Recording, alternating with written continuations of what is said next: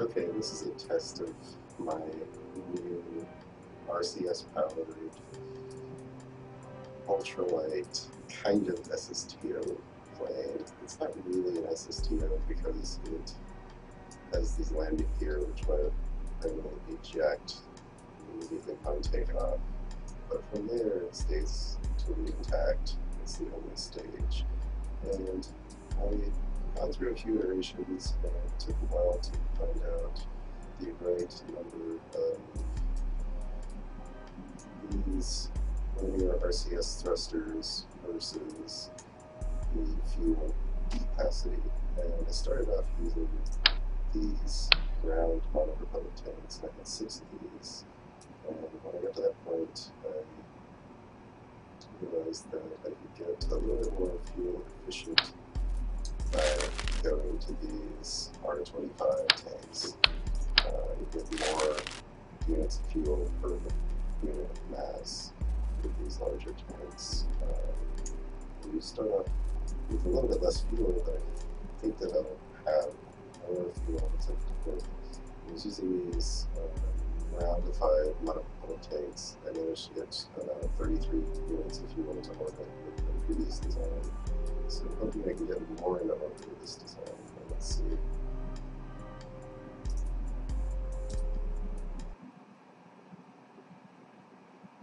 Hopefully this doesn't bog too much. I am obviously recording in HD while it's loading. This is usually the slowest part.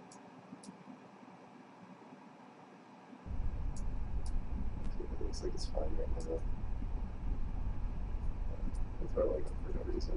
Basically, you just have to turn on RCS and then just hit H whenever you have your forward translation set to for RCS.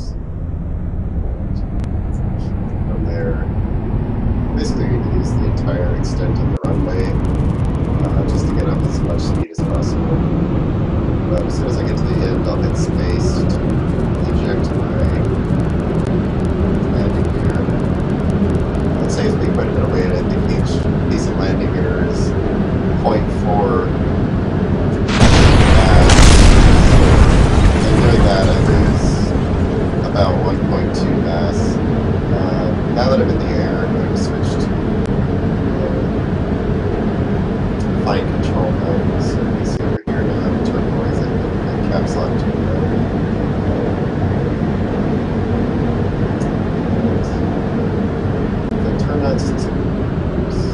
I turn on my stability system and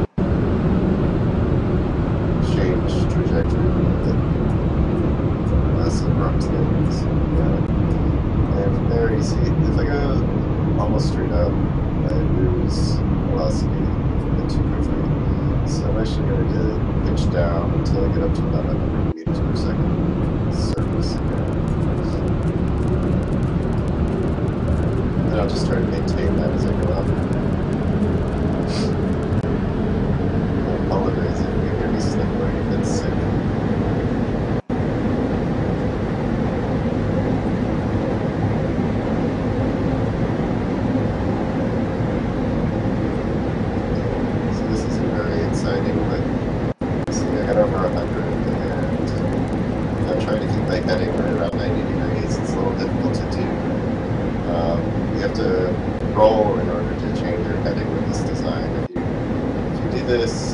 Kind of works, but you wind up bouncing a lot. It's a little bit less accurate than just trying to roll like this.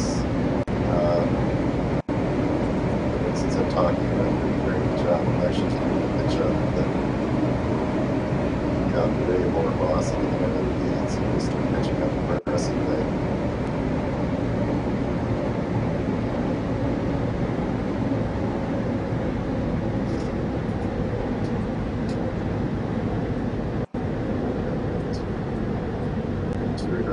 So let's get around 50 degrees. Should be good for a little while. We're already up to about 6,500 meters, so we're doing pretty good.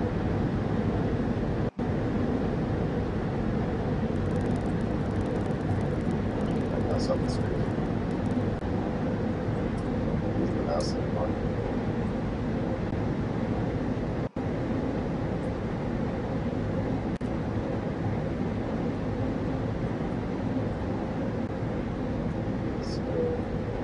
usually when I get up to about 10,000 meters, I'll start looking at the world view. So I'm going to lose my RCS for just a moment when I do this, since I can't just leave it on like you would with a normal stage. There's a whole button there. But I shouldn't hurt too much. I'm going to hit hammering down and then hit period on the keypad to get my ball back up and then keep thrusting. But, so now I can actually control it. Nice. You can see my apoapsis is just immediately ahead of me right now. It's because I started pitching down, not paying attention again. So I'm going to start pitching back up. And it's from here where, I get about 12,000 meters altitude.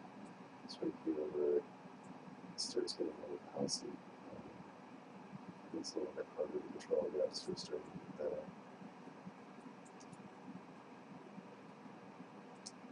And I'm going quite quick. We'll probably continue to gain speed from here. I'm going to shoot for an apoapsis around 100,000 meters because I have a space station in orbit right now. So I'm going to set that as my target. And that'll take quite a while. Speed mostly kind of try to keep my head in one course. And I can go back and look at the map and line this up so demo and zoom out and kind of see how that compares to the orbits here. If I really want to, I can zoom out here, find my station. We've got a bunch of other stuff in orbit. There's my station. So look at my target so it's easy to see. And you can see what it is. It's a little bit off. I haven't really tried to correct it. I unfortunately made the mistake of making it something that I could move, but making it not sturdy enough to remove the one to tear itself apart.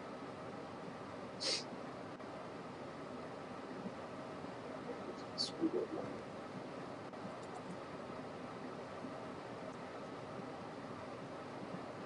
projector and tuck it. So just expose it to my focusing buttons or aligned with it. I've been going to look at the map for a while since I'm so low. It'll take a little while to start getting enough altitude for my apoapsis to really go up.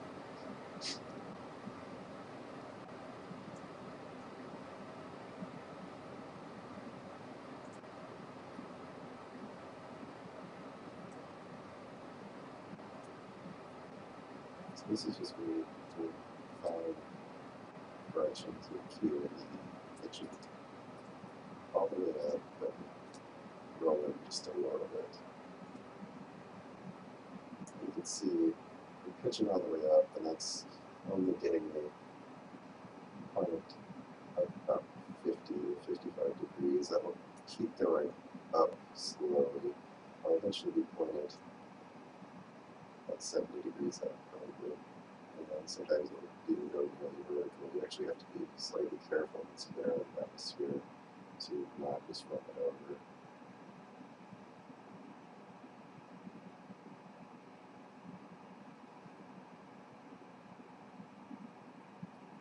Now it's pretty stable at 6 degrees up. And my actual grade is 15 degrees. You can see now my apoapsis is really starting to climb. So now I'm going almost vertical, so you have to really be careful to keep from rolling, to keep from bouncing back down too far. Since I'm still in atmosphere, if I let go of my pitch, I will actually start pitching down towards grade pretty aggressively.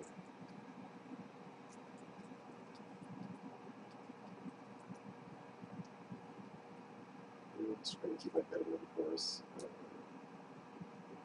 I'm actually pointed a little bit south, so I might want to start pitching my head in, or rolling my head in a little bit further towards 80 degrees. And push me a little bit further north. Yeah. So if we just stay on the map here and watch as my heading gets a little better. If I can catch a bit of my lap. So we're heading us through here. So go back to the east and probably overcorrect a little bit, but that's okay. Now that I am pretty much out of the atmosphere, I can actually just yaw to adjust my head, which is a little bit easier, but I still like to overcorrect it quite often.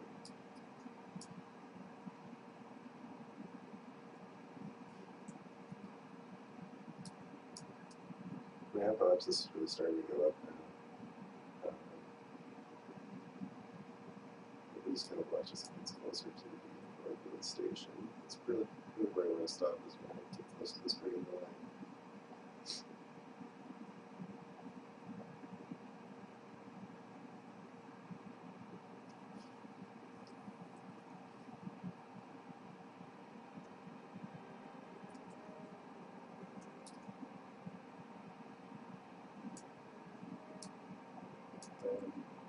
Still heading pretty far north, but that's fine because I actually still need to do a little adjustment. I'm really close here.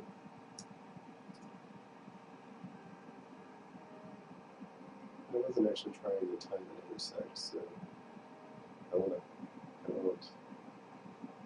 go out to the point where I rendezvous with the station. I don't really plan to do that. I just it's an easy target. Too far back. Just go straight out. Alright, I should stop right there. This is fine. Okay, so I've got about a minute and 40. I'm just going to add a quick maneuver here. So that should give me the reference point for rounding out my orbit. And since it takes so long to burn, and I've got so much burn to do, I'm just going to start as soon as I get lined up here. I'm not going to line up with the blue mark, I'm just going to line up with the horizon. And start burning. Actually, I think I'll line up with my program. That would be the most efficient. And it will go towards the horizon really quickly.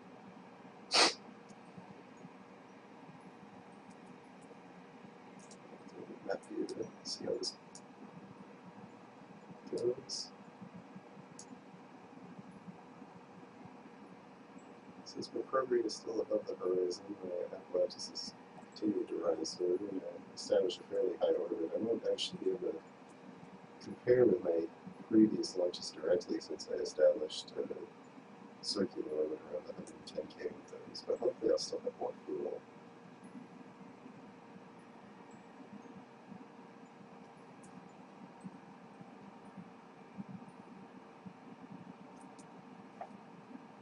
I really want to go against the horizon, so I'm really throw my apparatus up too much higher.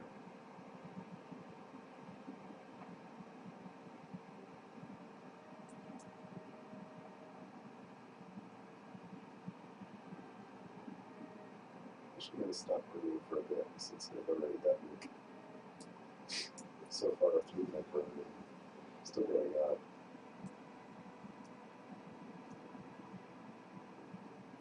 A little bit faster than I expected.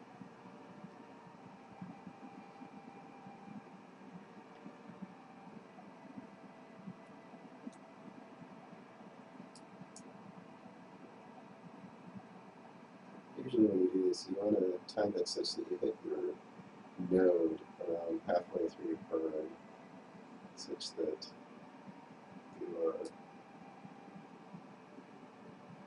getting the most accurate mapping against what you had actually planned.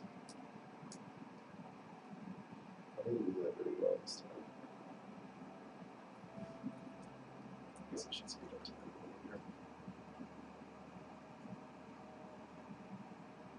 I'm actually past what should be now, so let's burn again.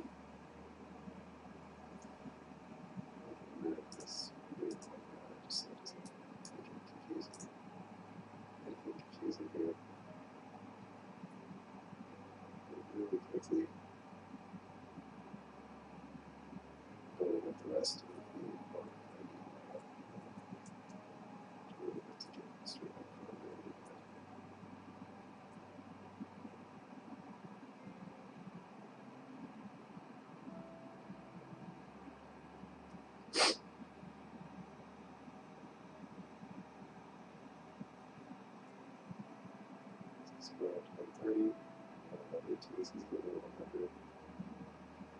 That was pretty good. So let's see. That was at 145. Now it's at 118. So that's a pretty good reference. It's not quite circularized, but I know that I would have spent less fuel still if I tried to establish a lower orbit. So I'm at 34.75. That's it's at least a couple more fuel than my previous design, and I'm also lighter overall since I have less casing weight, basically. So the remaining fuel should get me farther. So this is actually a pretty nice design. I could probably take this to Duna, and I wouldn't really be able to land it, but it could kind of surf in the atmosphere and probably get back to Kerbal just fine. So yeah, this is my Ionotron X2 RCS powered pseudo-ssto ultralight. Thanks for watching.